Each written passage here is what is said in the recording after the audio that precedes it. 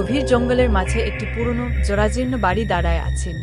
বাড়িটির চারপাশে বড় বড় গাছ, লতাপাতা ও আগাছা একটাই বেড়ে উঠেছে, যে দেখলেই বোঝা যায় বহু বছর ধরে কেউ এখানে আসেনি। চার বন্ধু ঠিক করলো ওই বাড়িতে যাবে। বাড়ির ভেতরে ঢুকতেই চারজন বন্ধুর মনে আতঙ্কের স্রোত বজে যায়।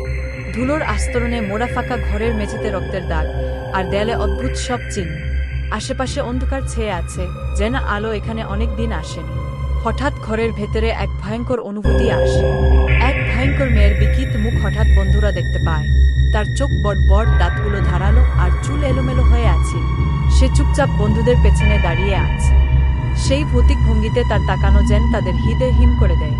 বন্ধুরা আতঙ্কিত হয়ে চিৎকার করতে থাকে। একজন পেছনের দিকে তাকিয়ে জমে গেছে, অন্যজন ভয়ে কাঁপতে কাঁপতে দরজার দিকে ছুটে যেতে চায়, কিন্তু কেউই তাড়াতাড়ি পালাতে পারছে না। সেই বাড়ির অভিশাপ যেন তাদের পালাতে দিচ্ছে না, তাদের চারপাশে আতঙ্কের পরিধি ক্রমশ বাড়ছে। ওই চার বন্ধু আর কোনো খবর পাওয়া যায়নি। সবাই বলে ভূতে ওদের ছিঁড়া ভুড়া খায় ফালাইছে।